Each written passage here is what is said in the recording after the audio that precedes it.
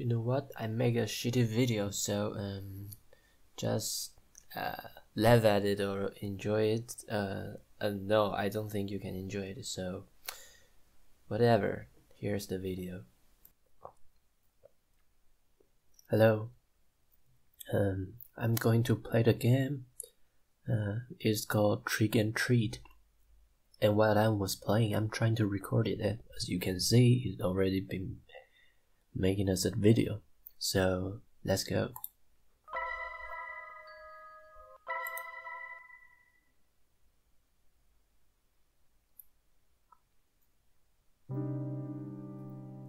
The sound of our steps, combined with that of the occasional nocturnal animal, is the only thing that we can hear. It's terribly dark in this place. The dense vegetation makes it impossible to see the sky or light from the moon. Our flashlights are the only things that light up our way. At times like this, one begs to not run out of battery. We walk without knowing what we are really looking for, or better say, for no reason. We are just a group of boys bored with our lives, trying to create a lasting memory on this night instead of just staying at home doing nothing. Today is October 31st, All Hallows Eve, better known as Halloween.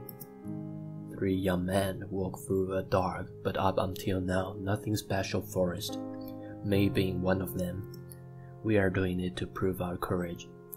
It's too bad there isn't a girl here to see how brave we are. Seeing it like that, one could say this is a meaningless effort. For a moment I stopped to look at my watch. It's 1:49 a.m. That means we have been walking aimlessly for more than 2 hours now. I'm sure that many people would find a place like this terrifying, but once you get used to it, the fear disappears, making it feel like normal.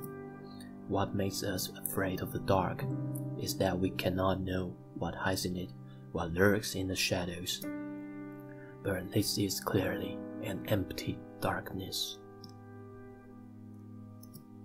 At that moment, I sighed, feeling how tired my legs are. What is the point of being here? Clearly, we have already demonstrated what we want. It would be best to return, I should tell them. I was about to speak when suddenly the atmosphere in forest becomes strange. Suddenly the cold chill runs through my body. It was like any other chill, except it was not going away. For no reason, the air's temperature dropped from 1 second to the other. So much so, my breath becomes visible, turning into mist. It doesn't end there. The air is now filled with the rotten smell, just a little short from being unbreathable. Images of worms and flies soon appear in my mind, giving me a really unpleasant feeling. We all stop at that moment. What happened? I'd ask confused while returning to look at my friends. By the expression on their faces, it was easy to know that they were just as lost as I was. It was then that we heard footsteps nearby that did not come from any of us. We all got that quiet after that. I don't know if it was out of fear or to check it was not a mistake, but we stayed motionless like statues without making a noise, just looking at each other's faces, wondering the same thing. What was happening? As if I could know. We heard the steps again. They clearly belonged to a human, or at least to a large animal, but there is something strange about them. It sounds as if the person walked dragging one foot. Just thinking about it makes me shiver. Damn, why is this happening? It makes no sense. We should have returned home before, but now it's too late to regret it. I have the feeling that we are being stalked by someone. The strange footsteps stop, but I'm still feeling the presence nearby. I don't know where it is, but I know that it's looking at me. That cursed thing is looking at me. My heart is beating anxiously. It's almost as if my body was telling me to get out of here. But strangely, my friend seems unable to perceive it. It seems that it's gone. It must have been just an animal, said one of them, convinced that we were saved. I would like to believe that too. We had a sign of relief. However, bad luck would soon strike us again. Unexpectedly, the forest became darker than before in just a blink of an eye. But that wasn't the fault of forest, but all the flashlights which went out. Of three, only one, mine, was still working. What's going on? Did the batteries die? Asked one of them, scared, while they both beat them desperately, as if that was going to revive them.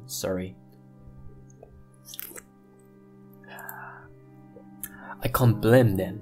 The idea of walking in the darkness was not pleasant for anyone.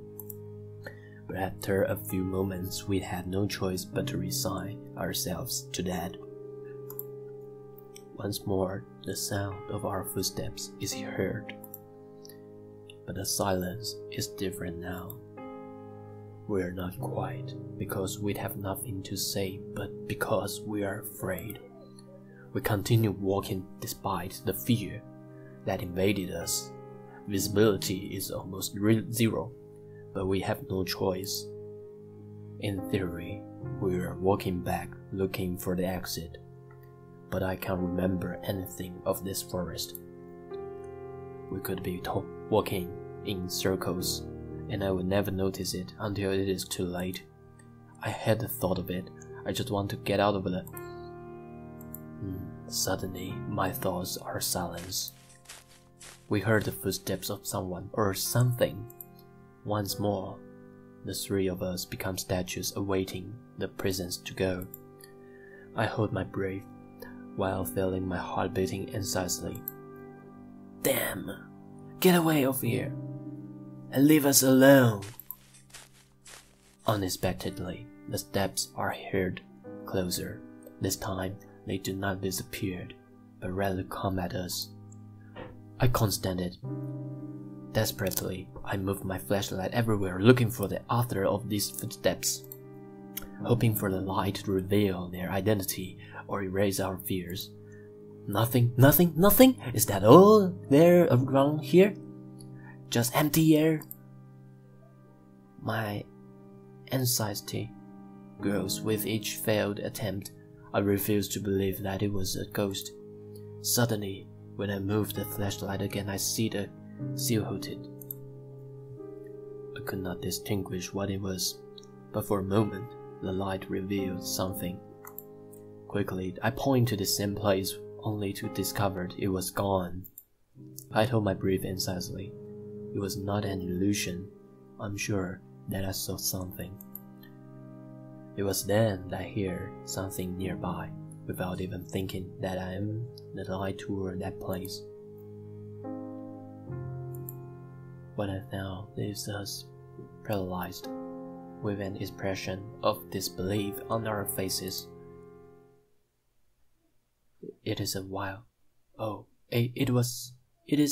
cat with eyes of an intense red, which stands before us.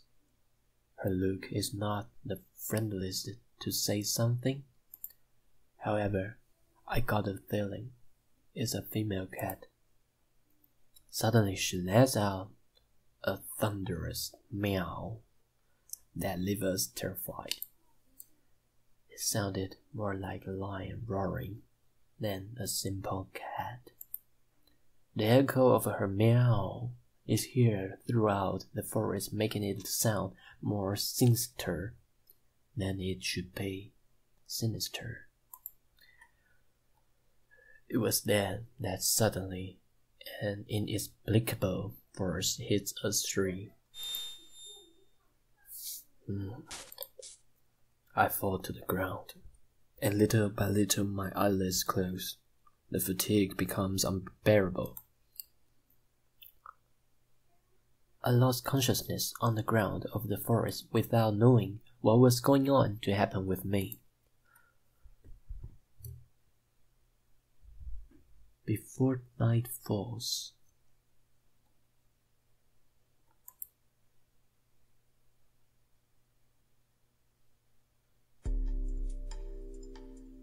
it is a day like another, so normal that it was almost painful. The only special thing that could be said about it is that it's October 31st. Far were the memories when I was a kid and went out with my friends to ask for sweets from house to house. Just remembering it made me sigh. I feel nostalgic. Some things were better when I was a child, or at least seems like that. There were some who had good costumes, whether of superheroes or monsters. My friends and I, on the other hand, had to use our imagination. Creativity was our custom, you could say, no matter how funny it could sound.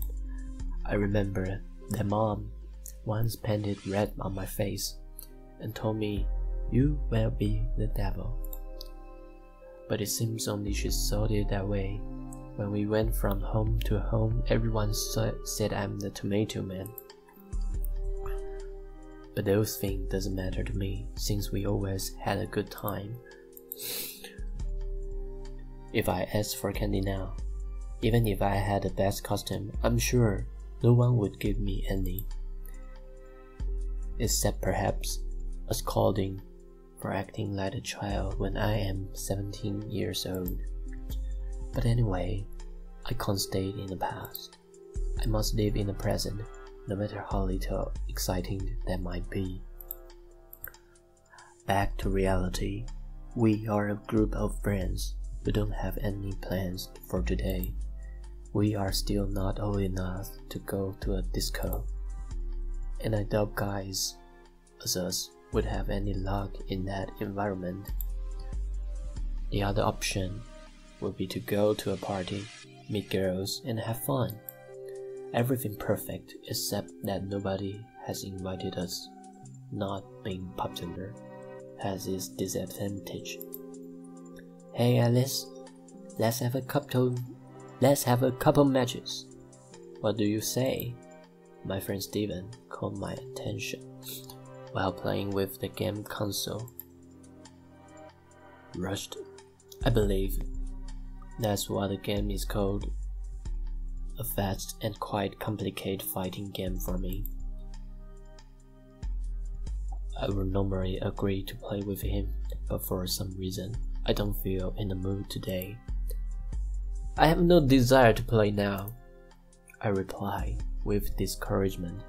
I almost feel bad for doing it.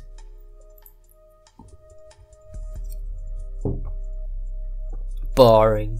The AI is no rival for me, Steven said with confidence. That you are playing on normal difficulty does not help your argument. I don't feel like losing, but if you want, you can challenge to Alfred. Alfred, oh, I'm sorry, okay. I said, leading the attention to my other friend. I don't know how to play that, answered Alfred, doubting for a second. He is sitting behind a PC, but it seems that he isn't doing anything interesting. The screen only shows a lot of text. I think he is in Wikipedia, Hey, don't you have something more fun to do? I asked with discouragement, without even thinking about what he was reading. Alfred looked at me surprised. The actual problem of society is that people are not interested in discovering their history. He's one of those pseudo-intellectuals, always looking for any rare information to appear smarter than others. When we forget our past mistakes, we are doomed to repeat them, he added later. What are you talking about? This village is small and its story is not interesting at all. Nothing outside of the normal has ever happened in it. Alfred laughed mockingly after hearing that. Your ignorance is worthy of praise. He paused, filling his chest with pride. The very fact is it is a small town is the reason it's full of mysteries. Did you know that 20 years ago, on this date, a man disappeared? So, what about it? I asked without being impressed or even interested in the least. The things that had happened all the time in all places. As I thought, you don't know the history despite living in this very place, Alfred said while adjusting his glasses in an arrogant gesture. There is a legend behind the disappearance. That is what I was reading. After listening to him, I looked back at the computer screen with curiosity. It's then that I noticed that it was not Wikipedia, but some other page.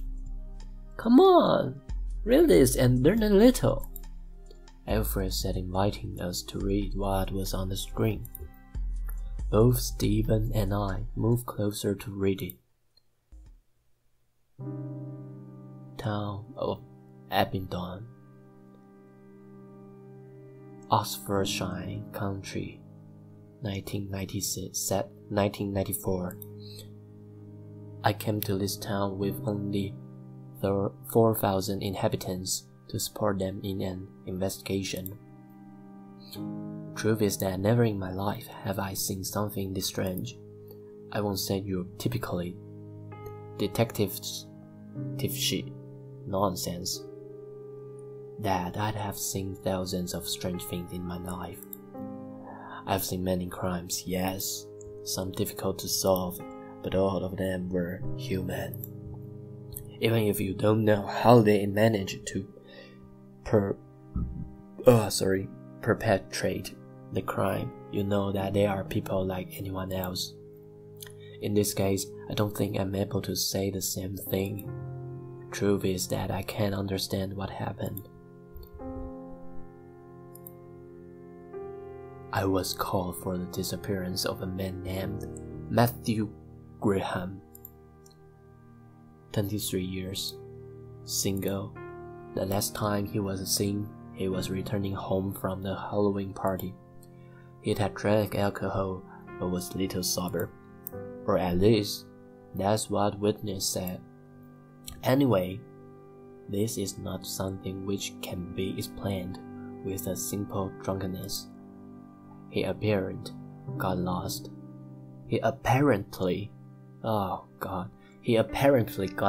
on the way home and decided to enter the forest called Oakwood. It had rained yesterday, so the ground was wet and muddy. We could easily find his traces, which were leading deep inside the forest. Apparently, he walked for 3 hours before stopping. I said stop, but the truth is we do not know what happened then. The tracks suddenly end up in a clear in the forest, and that's all.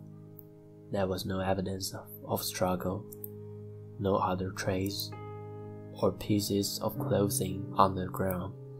There was no blood, no more footprints. Anything else? The dip of his last footprint and the position they were in indicated that he was still walking. At no point he stood still.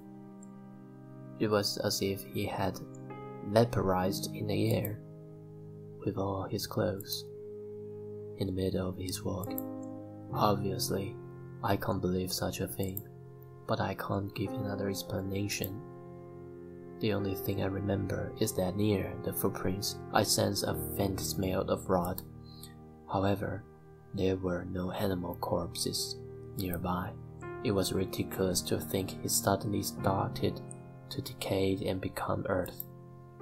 In the end, the case was closed in just 3 days. With no evidence of any kind, we couldn't say anything but that he decided to escape from the village. However, while officially there was no more to do, I couldn't sleep in peace. Thinking about what could happen to him took away my sleep. In my mind, I thought all sorts of theories, like maybe everything was a plan developed by Matthew, but in the end, they seemed impossible. I decided to investigate more on the issue. I searched to the town for similar stories, and to my surprise, I found 4 more, all young men. The story was always the same. They walk into the forest alone, disappear without trace.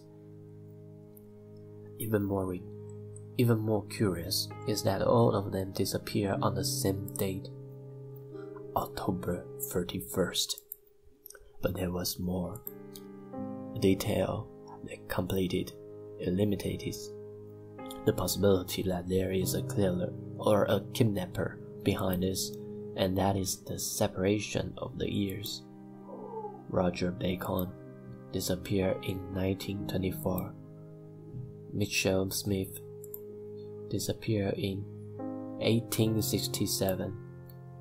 Jason Black disappeared in 1813.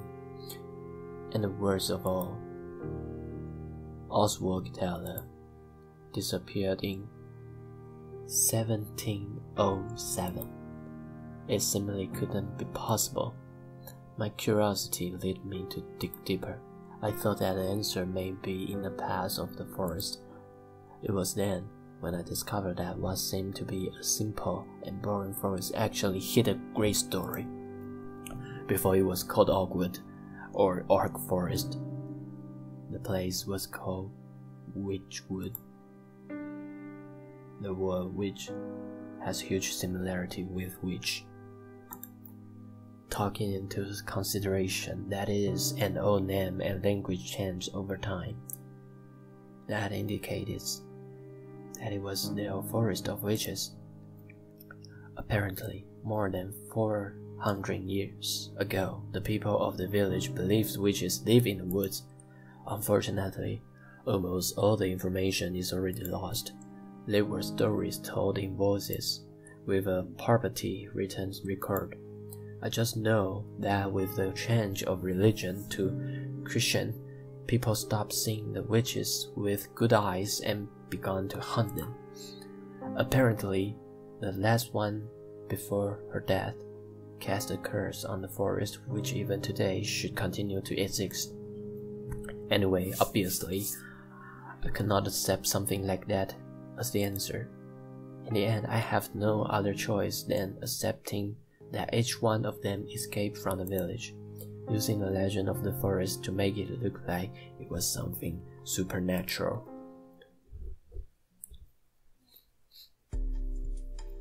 Interesting story. I didn't know that such a story was hiding in this town. I was honestly surprised. Even if it was a lie, it managed to hold my interest. Wait, there's something more, Alfred said at the same time he scrolled to the comments. We read what was written there.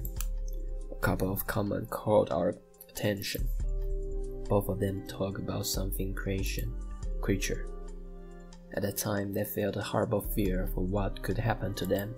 Well, two comments shared great similarities, but that could have been written by the same person. There are many others that denied it. Looks like many people went to the forest because of the legend but couldn't find anything. I thought that you only read these things to look more cool before the girl, replied Steve as a joke. Alfred goes with a little shame. Partly as, he admitted. That was a secret that everyone silence knew. Well, now we have an activity for tonight, Stephen said at a time. He makes a face overflow with enthusiasm. What? I asked, completely lost. I thought we were just killing time. Simple. Let's go to that forest, Stephen replied without hesitation. He seemed really fascinated by the story. Are you insane? Said Alfred, unable to believe what he just heard. You only needed to look at his face to know he did not like the idea. Despite everything you've heard, you want to go? Of course. It would be a test of courage among the three of us, replied Steve, full of confidence, perhaps too much. He should relax a bit. Don't tell me you're afraid. No. Why should I be afraid? Answered Alfred. At the time, he folds his arm, making a false gesture of security. It's more than obvious that you are afraid, Alfred. Almost as much as when you have to talk with that girl. And what about you, Alice? Axel? Yeah, I even messed up with my name. Axel. Don't tell me you won't come. Suddenly Steve asked me, at the same time looking at my mockingly. Don't tell me you want to be the chicken of the group. I had that tone of voice he used. I will never give you that, I said without thinking, showing a confident smile and look. Well, let's not say more. Take your coats, backpacks, flashlights, and some food. We are going to the forest. Steve is full of energy. Yeah. Oh, yay! His three said in unison, as if we were going to have some kind of private party, not really knowing what we are doing or what we were going to find. 2:13 a.m. How about we just stop here? And I'll try to make a video, test the quality of it. Sounds good, and I can finish my bread after this. Okay, so we end up here. Bye.